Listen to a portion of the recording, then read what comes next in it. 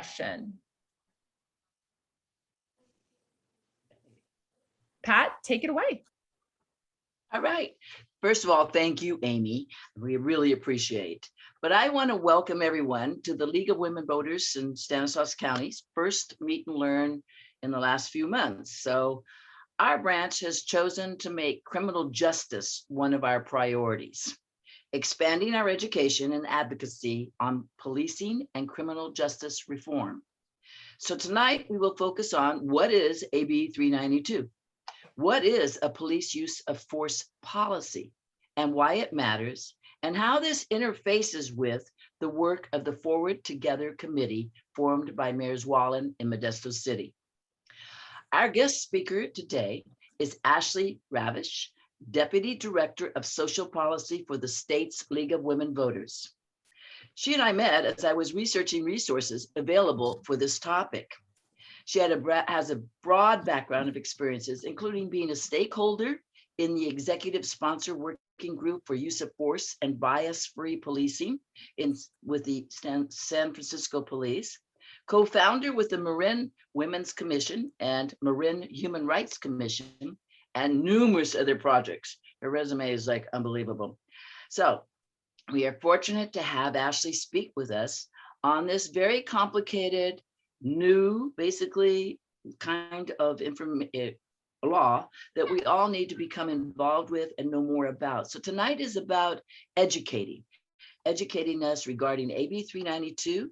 And we are looking forward to this overview of the law and the Q&A that will go afterwards. And so I would like to welcome you, Ashley. Really appreciate you taking the time tonight to inform and teach. So welcome. Thank you so much, Pat. And I apologize, I'm kind of on two screens here. So you'll see my little pinned thumbnail, and then you'll see the talking head girl in the blue shirt if you feel more comfortable seeing my engagement as I present to you. Welcome everyone to our workshops. My name is Ashley Raveche, she, her. I am the Deputy Area Director of Social Policy for the League of Women Voters of California. And as Pat mentioned, I'm also a local advocate on the San Francisco Police Department Executive Sponsor Working Group on both use of force and bias-free policing. So I've been implementing use of force reforms at the county level since 2018.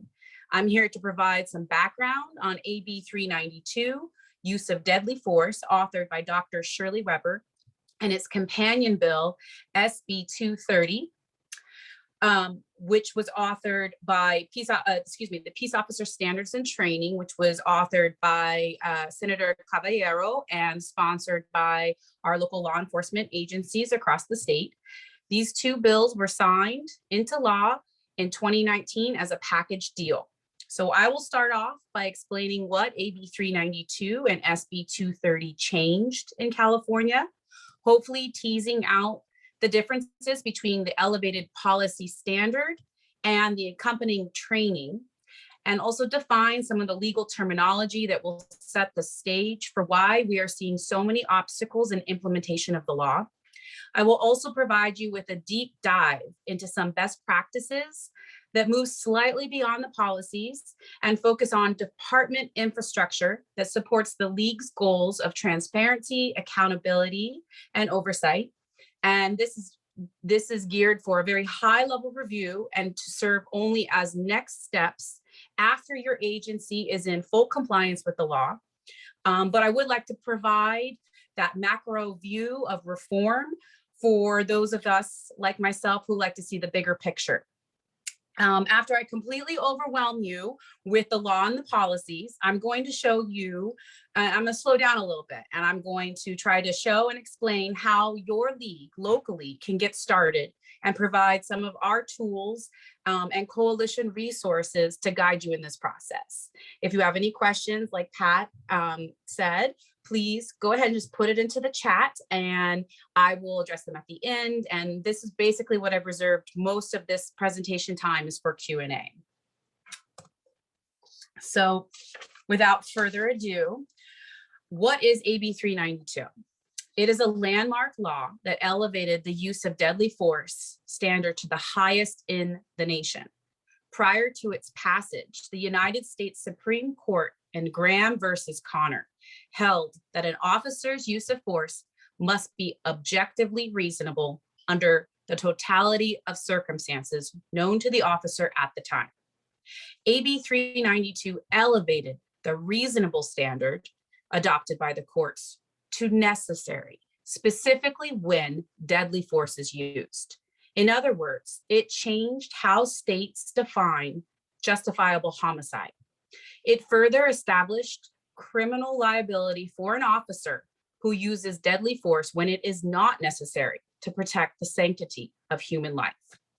The sponsors of this bill were intentional in elevating this use of force standard and placed necessary into the legal text of the bill, also placing that necessary standard into the legislative history that they provided to the Senate floor for floor analysis, as well as citing that AB 392 exceeds the standards for use of force articulated by the US Supreme Court in both Graham v. Connor and the case that tested Graham v. Connor, Tennessee v. Garner. The Judicial Council has directed California courts to implement AB 392 with new jury instructions on justifiable homicide. They state the defendant is only entitled to use that amount of force that is reasonable, that a reasonable person would believe is necessary in the same situation. Additionally, the Commission on Peace Officers Standards and Training, or POST, has developed training modules and written guidelines on this necessary standard for deadly force, which include a mandate that all law enforcement agencies provide public access to their use of force policies. A little bit of delay there, sorry about that. AB 392 did a whole lot more than just change the deadly force standard. It also established an important framework for criminal liability and created a foundation for other policing reforms. For instance, AB 392 includes a definition of imminent threat that limits the likelihood that officers can claim there was a need to use deadly force simply because a person refused to follow commands. Although the bill sought some compromise and ended up having to remove de-escalation as a requirement under AB 392, the law makes it clear that officers must use other techniques to resolve situations without using deadly force. This implied de-escalation of relying on time, distance, and critical mindset to resolve conflicts has proven effective in saving both officer and community member lives. Lastly, AB 392 ensures that officers are held accountable for their conduct leading up to the shooting. The oversight decision makers and even the courts must assess whether the officer de-escalated prior to the use of force. In the essence of time, I'm going to move off this topic, but I'll add a report and some other resources into the chat later that this report compares the officer response, showing specifically that experienced members are more likely to de-escalate the situation, whereas novice members are more likely to rely on force to control the situation. And we all know what outcome results from utilizing force rather than appropriate training, de-escalation, critical mindset, distance, and time for an officer to truly think through his or her enforcement actions. So now that you have the basics of the new law, I want to do a very deep dive here into the infrastructure that your local agency should consider, in addition to adopting that elevated necessary standard for deadly force. So let me give you some background here. In 2016, after a string of deadly shootings that devastated the community, the Federal Department of Justice was called in to audit San Francisco Police Department's policies and practices. The resulting DOJ report provided 94 key findings and 272 recommendations, including reforms on use of force, community policing, and bias. In a nutshell, the DOJ report found that the majority of deadly use of force incidents involve persons of color, that the department does not adequately investigate officer use of force, and that the department does not maintain complete and consistent officer-involved shooting files. The resulting consent decree with the DOJ did something almost unheard of for law enforcement, in that it required community input to help shape the policy reforms and their feedback to achieve constitutional policing initiatives. Here are some best practices. Oh, did I just drop Nicole? Forgive me, I'm still here. Nope, Ashley, you're good. I'm here, okay. You're good. I closed you there, okay. Yep. So here are some best practices and lessons learned that I'd like to share because I participated as one of those community stakeholders in this work group. For example, this happened and all of the work under this DOJ consent decree is what created the foundation for the law, AB 392. So prior to the passage, this is what we tested in practice, not in theory, on how to achieve constitutional policing. So the written policy reforming San Francisco's use of deadly force to necessary was adopted in 2016. It created a duty to report all force incidents, adopted a duty to intercede, and created proportional force matrix.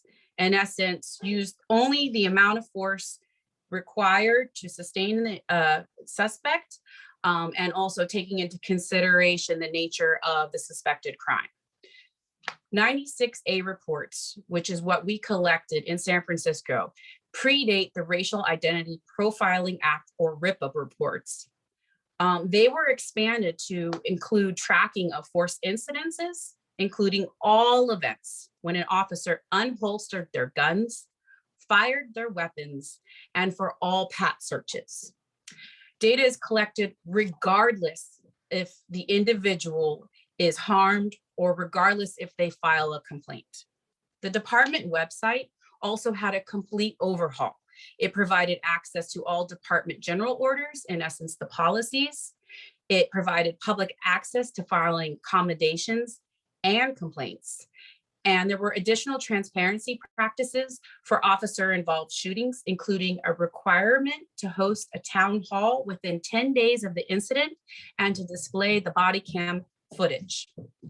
Use of force oversight was further expanded, where the district attorneys became the lead investigator for all use of force incidences. The office of the DA leads the chain of command on the scene, and under new laws, which is not on this slide, currently effective in July, the Department of Justice will now open also an investigation into officer-involved shootings when they're between an unarmed individual. San Francisco Police Department, they have a Department of Police Accountability, forgive me. They also investigate these use of force incidences and all complaints of misconduct. And they report their findings to the police commission. The commission then determines if a policy was violated and the force matrix was unreasonable, and then provides disciplinary action. But perhaps the most important piece that is not listed here is the leadership. Under the direction of a new police chief, officer use of excessive force resulted in immediate termination, even prior to some of the results of the oversight investigations. Now, just going off of this new best practices, I want to just clearly spell out that in an officer use of force situation or an officer involved shooting, you have the Department of Police Accountability creating an investigation. You have the district attorney as lead investigator. You also have internal affairs. So you have 3 separate investigations. And if the individual is unarmed, the Department of Justice now takes the lead on the chain of command.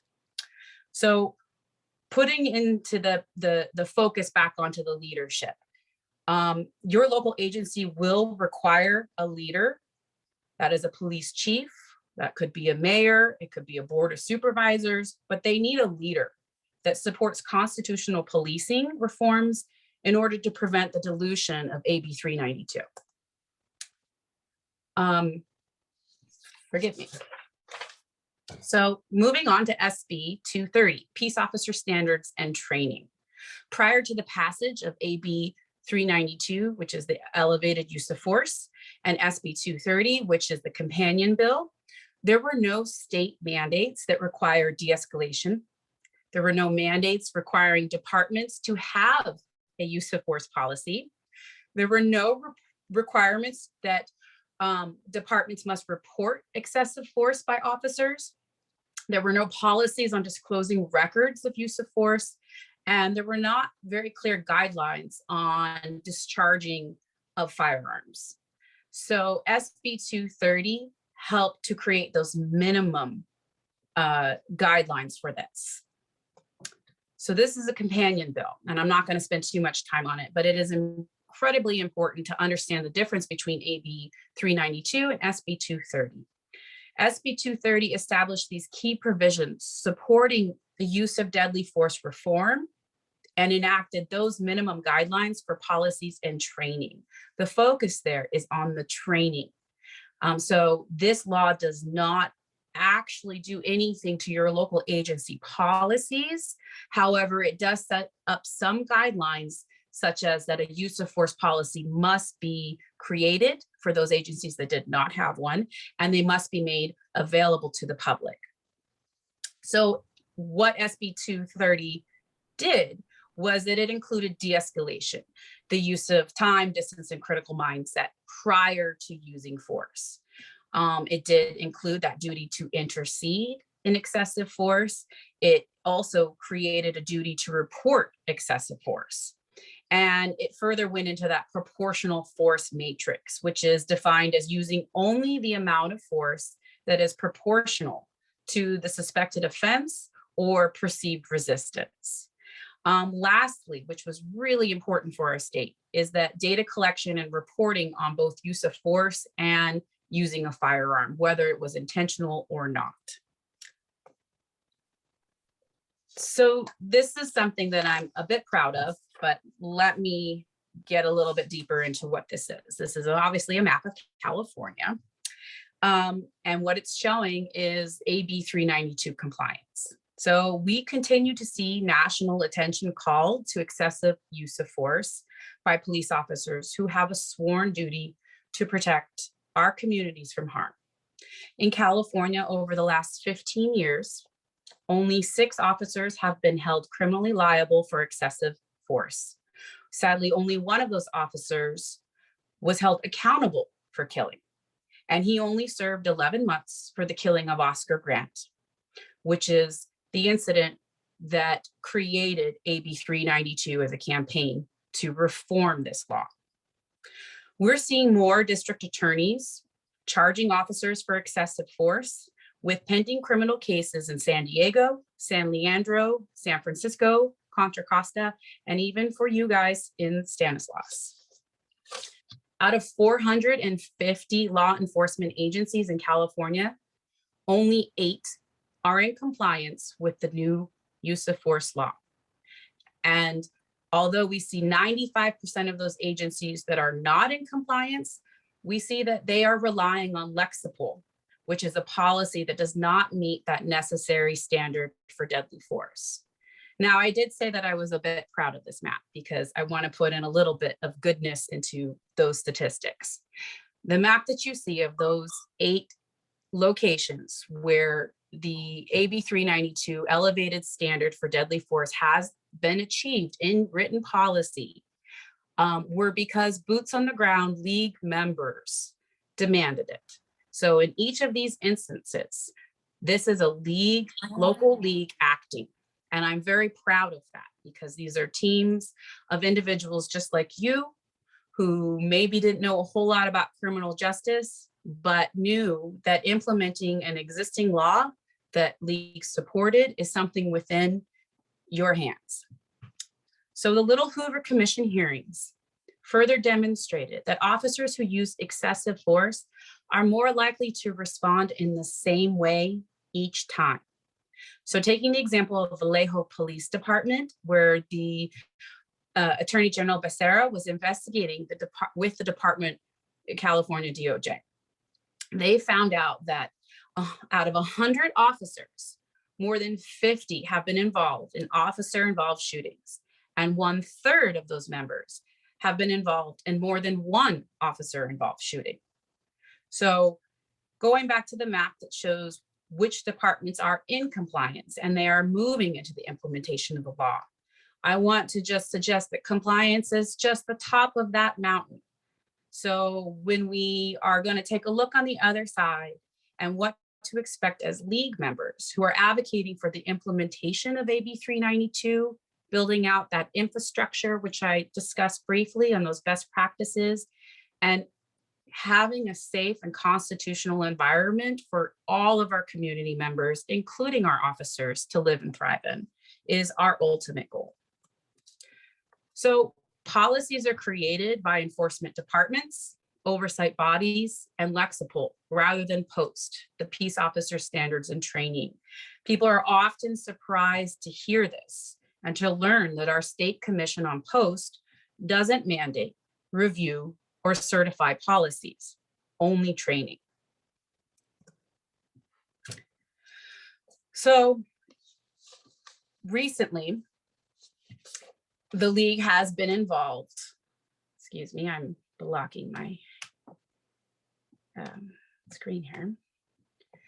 With taking on Lexipol, the 95% of departments relying on this Lexipol written policy that is failing to meet the standards of either the ACLU or the League of Women Voters. We've signed on to the state coalition letter that's asking Lexipol to comply with both AB 392 and SB 230. The USA Today took up this article and raised the compliance issues I'm citing right there. The company's permissive policies are behind high-profile police shootings of Black men in the US. It was authored by Tammy Abdullah. She's down in Los Angeles County, and I will cite that article in the chat so you can take a look at it. It really lays out very clearly what the issue is and why we should all be concerned. There are also 3 separate lawsuits that the ACLU has filed, one specifically addressing the policies of the department in Pomona, and then 2 more lawsuits that go more into how use of force is being articulated through the criminal proceedings. So the current Lexipol debate is over the lack of a clear definition of use of deadly force in the legal text of AB 392. That's really what it boils down to. Because the bill did not specify specifically use of deadly force and what that means for officer conduct, Lexipol has taken it upon itself to define it and to dilute the necessary standard.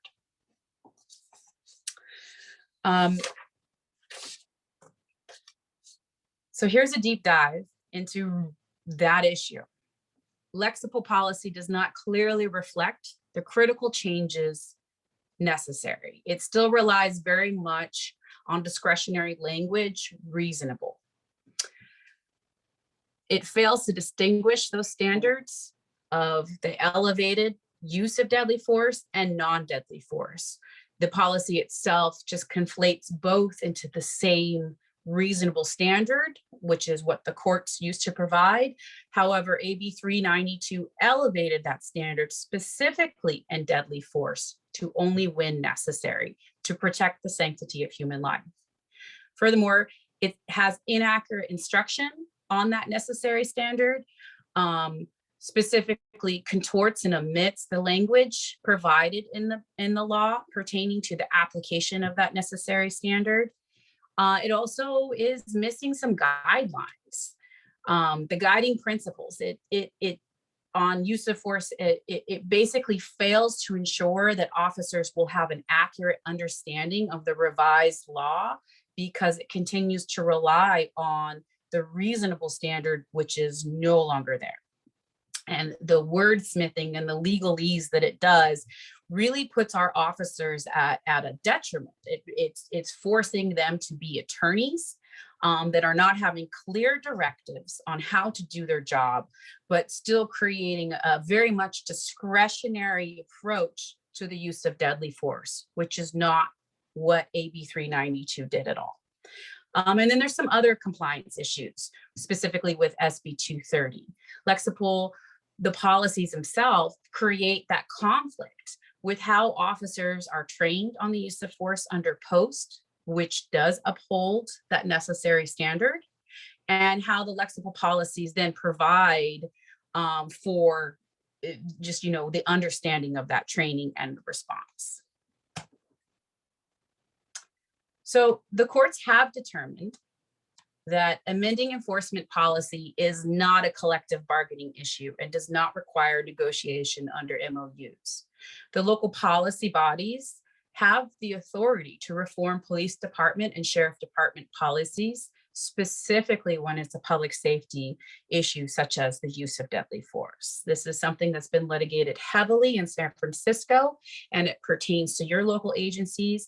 It's often the argument that I hear first as shutting down the conversation, and it scares your local elected officials, thinking that they need to go through that collective bargaining process in order to comply with the law. And they do not need to do anything to comply with the law other than change their policies and comply with the law. It doesn't take a vote. It doesn't need a hearing. It doesn't actually require a whole lot of effort on their part other than to be a leader, which is something I highlighted as the foundational purpose of how you succeed in implementing AB 392. So now let's get into some ways that your local league can feel confident about starting this process, if you choose to start this process. And I did have a conversation with Pat, and so I'm aware that you do not currently have an observer corps. This is something that we provide training. We can bring in individuals to help you set one up. We have a lot of toolkits on our website to help you establish it. What's great about an observer corps, it is a league legacy. This is one way we have always chosen to get involved into an issue, is first learning. We educate, advocate, then act. So by observing these bodies, you learn what decisions are being made, you learn who the stakeholders are, you start to build your community network and your partnerships before you try to advocate. It's really important. So I also want to remind you of your power, the power of league that is not necessarily advocating, the power of league to ask questions. When you're observing those local power dynamics, you can identify who has the power to shape those reforms, who's responsible for the oversight, how are individuals held accountable currently, and is this process transparent? These are league foundational questions. Some other questions specific to use of force. You can ask what your department's use of force policy is. They should all be available online, and it should be easy to find. If it's not easy to find, don't hesitate asking your department specifically to help walk you through or provide that policy to you. SB 230 required all of these policies to be made publicly available. And then you can ask further questions. What is your department's policy on alternatives to force? Do they have a duty to report excessive force currently? Who is their policy body? Do they rely on Lexipol? Do they have a citizen oversight group? Do they have a large enough department that they have a professional standards unit? Are they under a consent decree? You may not even be aware that there was a consent decree issued. Sometimes those things remain very quiet. How are they collecting data? Do they provide public access to this data in the STOP report, such as RIPA, which is racial identity profiling? Or how are they collecting data on use of firearms? Is this information provided to your local decision makers? Are they reporting it to the mayor, to the city council, to the board? Where does that data go? How often do they look at their own department policies? Is it on a review, a revolving calendar? And my personal favorite is, does your department policy provide clear directives? When you look and you're reading for the first time as a league member, who I don't expect, nor do I believe all of you need to be attorneys to take on this issue. But when you read your policies, if you're not seeing clear directives, which means you're not seeing the word shall in the policy language, and you're seeing discretionary language, should. That's basically, in a nutshell, the Lexipol policy is that discretionary should. When we're talking about use of deadly force, the language choice needs to be shall, because that is what the law is. They don't have a discretion in using excessive deadly force for compliance. And this is something that puts officers at risk. It puts community members at risk. It puts your budgets at risk for settlements. This is something that needs to be changed immediately. So how to talk about criminal justice. I love putting this slide in, especially for league members who are new to this space. You talk about criminal justice by the same way that you take on other big tasks, talking about bias and racism with intention and impact. Speak about individuals within the criminal legal system with generosity and dignity. They are humans. And using the League of Women Voters policy on diversity, equity, inclusivity is a great lens to approach this. So if your local league is just starting to scratch the surface on how to talk about criminal justice, how to engage in this space, hold up that DEI policy and review it. And you can make decisions based off of that DEI policy. It's a framework to really guide and help you. Humanizing language. So I'm going to read this quote. This is from Eddie Ellis. The worst part of repeatedly hearing your negative definition of me is that I begin to believe it myself. For as a man thinketh in his heart, so is he. It follows then that calling me inmate, convict, prisoner, felon, or offender indicates a lack of understanding of who I am, but more importantly, what I can be. It's really important when you're engaging in criminal justice to come at it from a lens, not just from DEI, but come at it from the importance of speaking on these issues from impacted individuals and their perspective. The League advocates and they assist impacted individuals to be at the forefront of the conversation. We are not the superstars in the room. We are the advocates bringing on and bringing along impacted individuals, because what League does best is we connect community to the policymakers. And so that is a really great way to get involved, because criminal justice is a browbeating space, and it could destroy you just as an advocate, because you're going to take it on and care so much. And it's really, really hard. So it's not for the faint of heart. You're doing wonderful work just having this workshop. And I know you've been talking a lot about the program, was it Moving Forward? Is that it? And that's a coalition partnership that I highly encourage you to continue to cultivate, because League does not advocate in this space alone. We work with those impacted individuals, those local stakeholders, and we are not standalone. We don't write letters alone. We try to build and to collaborate together, because it is our collective voice, our collective strength that really moves the conversation forward. So this is just a quick link. And the best way to do it is right here, search for keywords.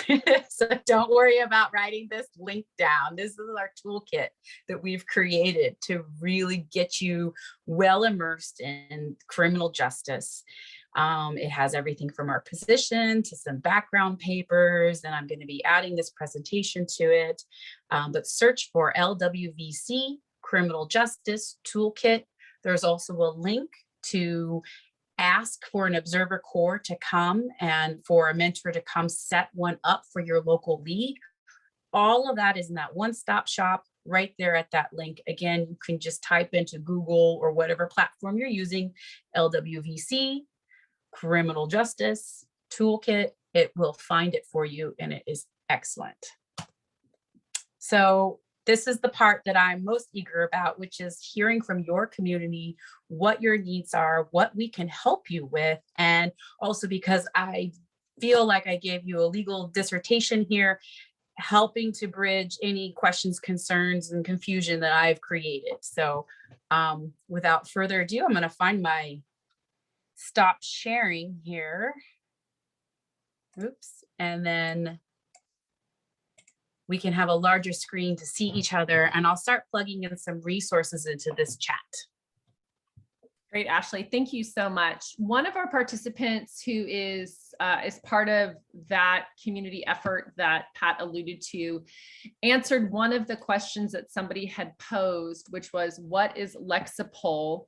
Daniel shared a little bit in that it's a company that provides policies to law enforcement agencies across the nation, and that's their business model. So they're obviously selling those policies, but I was hoping you might be able to expand upon his definition for the group.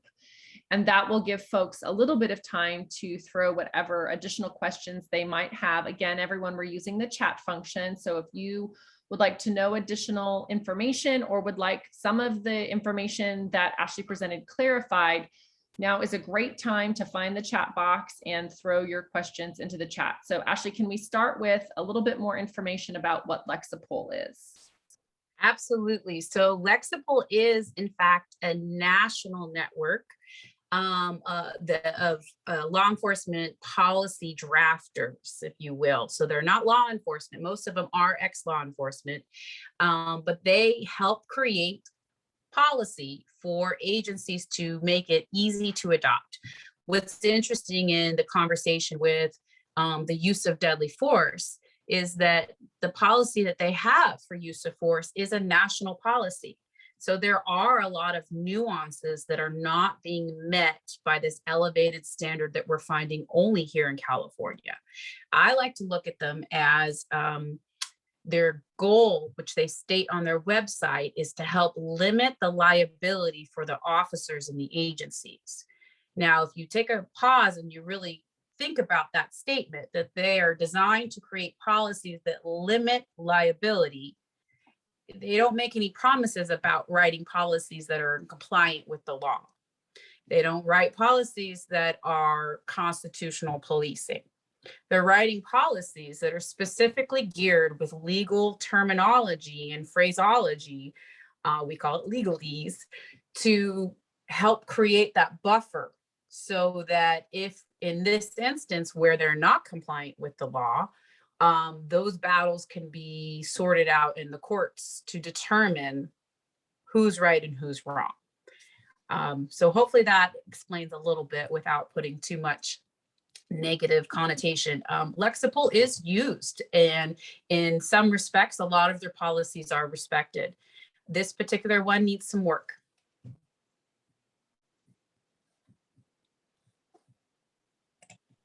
I'm going to ask a question that unfortunately for you, Ashley, you don't have the depth of knowledge because it's grounded in a local incident, but I'm hopeful that you can still provide some perspective. So we had a participant ask about an officer involved. We had an officer involved shooting here in Modesto.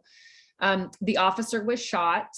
He has survived, but that officer gave multiple commands for the individual to stop and remove his hands from his pockets. And after multiple commands, that individual turned around and shot the officer with a gun that was in his pocket. So her question is, when you talk about claims of imminent danger, what does imminent danger also include or exclude, multiple iterations of an officer providing a command for an individual to follow? Hopefully that gives you enough framework to speak to imminent danger as opposed to an officer who's providing multiple directives to an individual in an interaction that they're having together. Yeah, absolutely. prior to the passage of AB 392, an officer could use deadly force or, what I view as excessive force, because I want everybody to have their day in court. But an officer could use deadly force to elicit compliance. And they didn't need necessarily imminent threats of somebody yielding a gun or anything like that. This law was from 1872. And this was the first time we've reformed it. This was written in gold rush days, where you could, claim jump and then shoot someone in the back, no questions asked. This is where our original law for use of force came from prior to this elevated standard. In this specific event, and I can't really speak to a lot of the specific details, the repeated commands would be part of it, the slowing down, using the distance. That would, in fact, once the gun is fired on you, is self-defense. But prior to AB 392, an officer could claim self-defense regardless of a weapon being there. So if they perceived the threat and they felt that their life was at risk, then that was where that reasonableness was framed, that if the officer perceived imminent threat or perceived the risk, they could use deadly force. AB 392 flipped that conversation and said, no, you cannot just claim self-defense. There needs to be a slightly more objective reason. And then we're going to look at that. And then also, did you de-escalate, or did you, do what you needed to do in your policy and training before you just acted on excessive force? And so it's the buildup to that event that was changed. And hopefully that answers the question, but I'm not sure. I think it certainly helps. And it gave folks an opportunity to throw more questions into the chat. So that's excellent. Okay, so in order of which questions have now been received, how is lack of compliance of local law enforcement agencies dealt with? I'm sorry, I missed part of that. My internet kind of cut out. No, not a problem. So I think this is in follow-up to the explanation you're providing relative to Lexipol. So the first is, how is lack of compliance of local law agencies dealt with? Interesting. Okay, so right now, outside of those 3 lawsuits that the ACLU is engaged in for asking for the courts to rule on the compliance issue, really it's just a measure of the agencies are relying on Lexipol to do the right thing. And because League and other organizations in our coalition have taken the position that their policy itself is not in compliant, there's a lot of friction. Some law enforcement agencies truly believe that the policies that they purchase, because this is something they spent money towards, that it is doing what it should. And that is unfortunate that we're on 2 sides of the same coin here. And so that compliance issue is, their response is, we are in compliant. We are in compliant. Our attorneys have reviewed this. Our union reps have reviewed this. We are in compliant. So what I'm going to do right now is I'm going to give you a checklist that the ACLU has provided to really highlight what a compliant policy looks like, because every department, it was provided that 95% using Lexipol, we're still able to tweak it. And some departments have added things, some departments have removed it in the hopes that they were compliant when people were complaining, no, this is not what the law says. Right now, we're just kind of waiting for the courts to really rule on these 3 lawsuits, but that doesn't mean League or local leaders need to wait. You can start asking these questions and figuring out, does your district attorney believe they're compliant? Does your police chief believe they're compliant? Does your board, your stakeholders? And when they understand that community is raising this alarm, that is just should always be interpreted as a huge liability to them for failing to act. I'm not sure you feel comfortable answering this, but are you able to provide your opinion around whether or not you think Lexipro is fair or biased? I think it's biased, and it's one of those things that, because their intention is to limit the liability, not necessarily to follow the law, that's where that bias comes in. That their bias is to protect their members rather than, which they view as a legal argument, rather than protect their members from the results of police shootings and deadly violence and the lack of trust. As an advocate for working both with community members and with local law enforcement agencies, and I do policy for both law, police and fire. I understand that the average member is just trying to do everything what we do. They go and do their job. They're following the chain of command. They're following the rules that are given to them, and they're doing their best to navigate a situation that is difficult. And I think Lexipol or Lexipro takes advantage of that for their benefit. They are a for-cost business, and they're making their money. And they don't need to pay the settlements or deal with the result of what their policies and lacking that they are.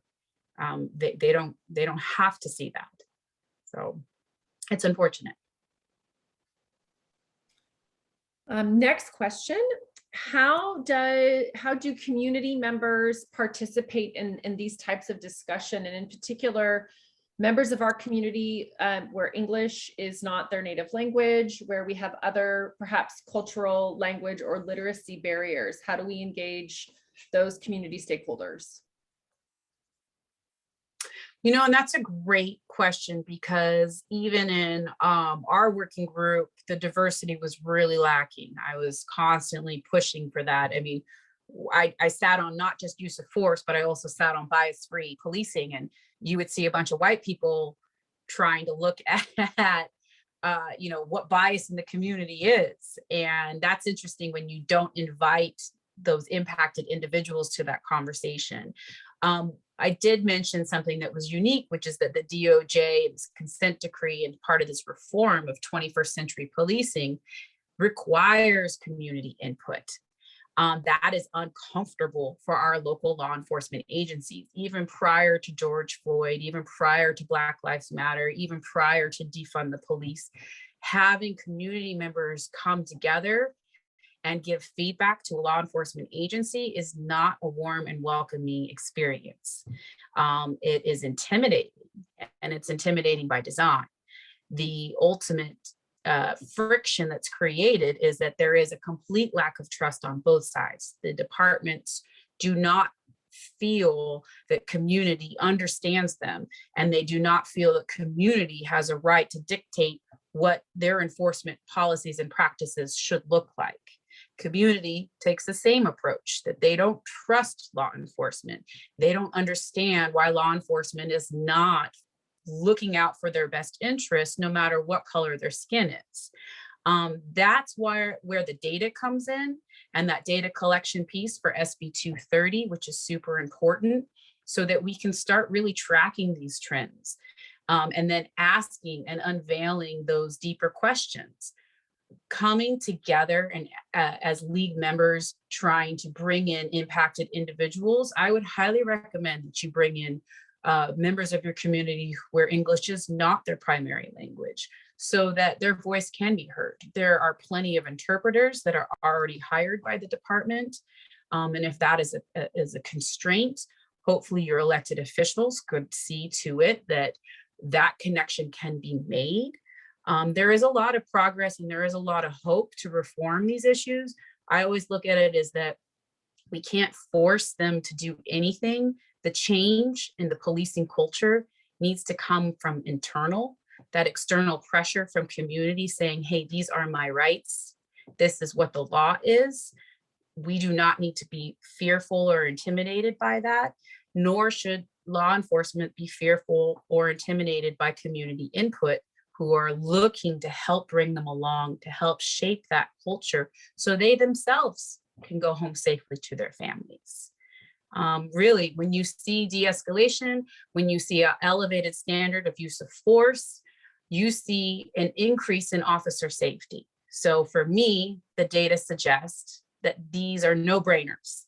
This is something that we shouldn't be arguing about anymore. It keeps community and officers safer. So what's the problem? It's politics. Someone put a question in relative to the ACLU v. Lexipol lawsuit, and I feel like you've touched on it a little bit, but just some clarification around where was the case filed, and do you have any sense of when a decision in that might be forthcoming?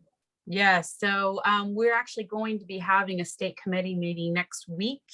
One of our guest speakers is, this is not the topic she's addressing, but one of our guest speakers is the filing attorney for that lawsuit. It's in the city of Pomona, Pomona. And I do not know a current status on that. That's something that's difficult because it's very active in its lawsuit. So everybody shuts down. They're just kind of waiting for the results as they trickle in. Great. Two more questions, and as I'm mindful of wanting to be respectful of everyone's time, we're going to tackle these two and then offer our thanks for Ashley's time and perspective tonight. How would the Observer Corps work with the local group that's been convened to coordinate and have input, since that is our mayor in coordination with our law enforcement agency has convened a community stakeholder group, and so since that is independent of the league, how do you see the Observer Corps playing a role in that independent community group that's been formed here locally? Again, knowing that you're not here in Modesto, but can envision that we've got a group that's been pulled together that includes the community, law enforcement, vested stakeholders at the direction of our local elected officials. Yeah, that's a great question, because you already have a group that's been created. What I don't understand is whether or not your mayor is convening this under Brown Act, whether that's an open public forum. So in general, an Observe Corps, even when it is not a Brown Act, an open meeting, once you've established it, you can write letters to that body requesting league members, league observers to attend. Now, there's a big difference, and I want to highlight that Observer Corps is not a place to advocate. It's exactly that, observe. We're there to write notes, to share that information, and to really just watch things unfold. And the easiest things to look for is meeting publicly accessible? Do you have the diversity that's helping shape perspectives? Are folks accountable to how they're running the meeting and how they're meeting? There's a lot of accountability that allows league to observe without necessarily taking up that issue of we're here to advocate on behalf of this or that. And I recommend trying that. We do training first. So we don't just send somebody in with a button like, I'm an observer. Right. We train you. I would like to respond a little bit right there, Ashley. Thank you so much for that part. I will say I attended the meeting, and the Brown Act is very much observed. It was very open. There were many ways to get to the meeting. You could be YouTube, could be as an observer there, and felt very like I was a part of. I here to address a couple of folks here, issues from the public agenda, which was public input, which was about language, and that we need to have interpreters. We need to have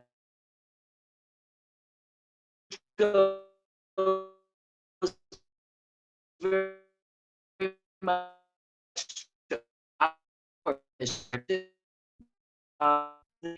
from elementary education. But anyway, I think it was observed, and it was I appreciated getting an overview of how they operated. on the Forward Together group, and we have a couple of members on there. And then in the coming meeting that will be in October, we will be having, I think isn't it? Are you Lieutenant Daniel Starr? I want to say this. It's Lieutenant, right? I want to give you a promotion. Yeah, you can field Daniel? promote me. No, I'm a sergeant. I'm a sergeant and president Oh, of our. well, I just, okay. Well, whatever you are wonderful to be here, and I appreciate it, Daniel. And Daniel he is president of the police union, correct? I am, yes. And you will be partnering with Michael Baldwin, who is one of the facilitators from the Forward Together.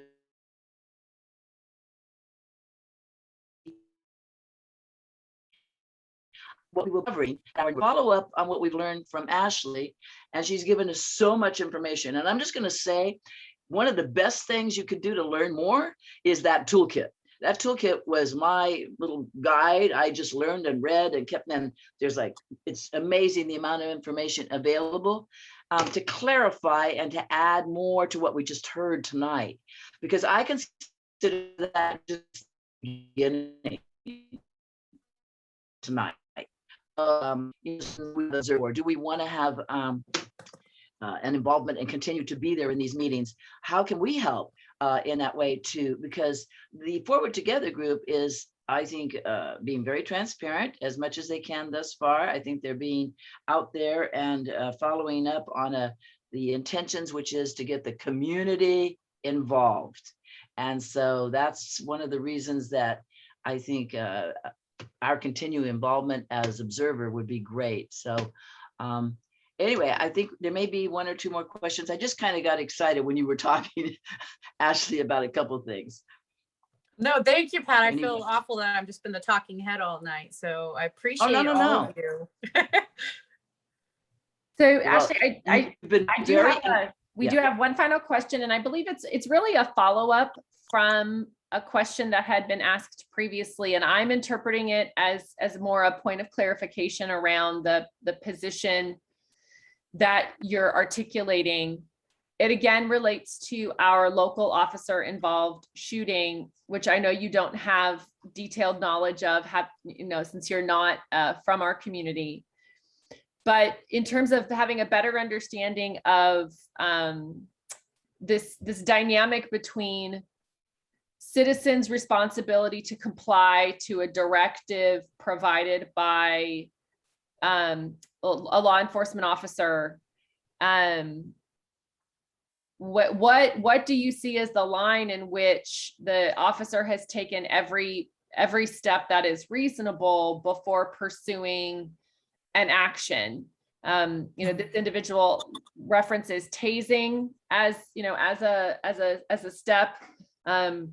I'm going to presume that this individual and myself, we are not at all fluent in the process that I'm sure the sergeant could provide for us in terms of how you navigate in a situation with an individual. But our participant is just curious, and also brings up that this is a circumstance where we had a camera to show the situation as it transpired, but where is that line in which an officer does pursue protecting him or herself and taking additional action if the directive that's being provided is not being responded to by the citizen?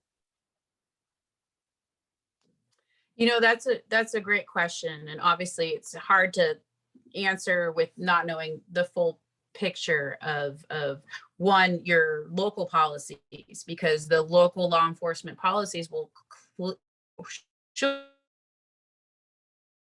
clearly lay out that force, proportional force matrix of what each agency provides is the local policy. So the first thing I would find out is, was the officer responding to all their policies regulate their enforcement actions? Obviously, if someone is pulling a gun on an officer, that is clear-cut self-defense. That's different than the intention behind AB 392. AB 392 was passed because more than half of shootings were against individuals with disabilities. So mental, behavioral disabilities, physical disabilities, individuals who could not understand or could not comply with those commands. And so that's the precipice of when you're asking, could they comply with the command or not? That's the big question. The use of deadly force, which is firing a weapon, is still okay if it is in self-defense for an officer. But there's a big difference between an officer saying, I use deadly force in self-defense on an individual who is unarmed, versus I used excessive force or deadly force on an individual who was returning fire. The post-training is shoot, assess. I believe it's 2 shots and then assess the situation. So we're seeing that the elevated standard for that excessive force was specifically to address those situations where you'd have young rookie cops who would be using excessive or deadly force rather than the remainder of their training. And so that I put in some reports that highlight some of that data. That obviously the law itself has that what a reasonable officer would do in that situation. It is unreasonable to say AB 392 would not allow an officer to defend themselves. What it is saying is that in hindsight, using deadly force, it's unreasonable just to claim self-defense in hindsight. There needs to be objective reasons of why that individual felt the need to use that extreme deadly force. And it's still providing officers the ability to have guns, to unholster, to use deadly force in those most extreme situations to protect the sanctity of human life. When an individual, AB 392 also clarified, when an individual is only a harm to themselves, you cannot use deadly force to get compliance when an individual is only at risk to harm themselves or they're fleeing. So that's kind of that nuanced conversation without knowing the specific details of your local event. But I would urge that it is important that the narrative that AB 392 prevents officers from doing their job. It's not true. In fact, it keeps officers safer. It requires officers to use the training, de-escalation, that critical mindset, calling for backup, providing more time, all the things, all the tools that they're provided with that are really wonderful tools for enforcement that keep themselves safe. We have a hero complex where folks want to run after and save the day at the expense of putting themselves in harm's way. And that's not what community is asking our officers to do. We want community to be safe, officers to be safe. That's one thing that's unique about the League and what we stand for in our criminal justice position. We support both. That's what makes us a really great stakeholder in these conversation spaces, because like I said, we're bridging the gap and we're building that trust. And hopefully that answers the question.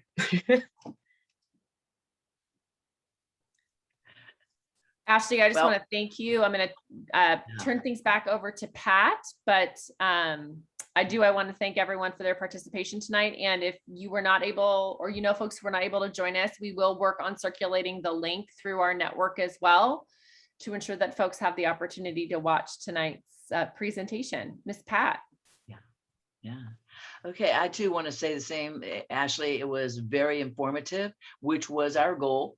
The goal tonight was to learn and to continue to be educated in this area, criminal justice reform. And we will continue to learn. And that will be at our next October meeting, October 20th. Ashley, I hope maybe you can join us too, because that gives us that background and you can see how we're moving along. But Dan and Michael Bodler will be presenting, and I think you will find it, the next piece will focus on the forward together. How does all the information we have heard fit on where we are in Modesto. We're going to take it up from the helicopter and bring it down right into around the block. And, you know, maybe if there's questions, I think I may try to schedule talking with Daniel and Michael beforehand, using some of the things I've seen along here that maybe to anticipate a few questions that maybe we can help for that particular session. And we look forward to hearing from that group. And I just appreciate that you all wanted to learn, and I urge you to go to some of the materials that Ashley has shared with us. And I will probably be in touch with you, Ashley, talking more about this Observer Core and maybe some training that we could all do, because not just for this, but Observer Core for anything to do with our community in organizations. So it is, I think, a worthwhile cause. So I do appreciate, thank you, everybody. I don't know if there's anything else, but thank you, Ashley. You've been really informative. Appreciate it. Thank Yay. you. Thank you so much. I will be circulating a test for you all later. I'm kidding. Good. All right. Well, Appreciate it. thank you all. Thank you. And Amy, of course, thank you. Thank you very much. Thank you, Amy and Pat and Ashley.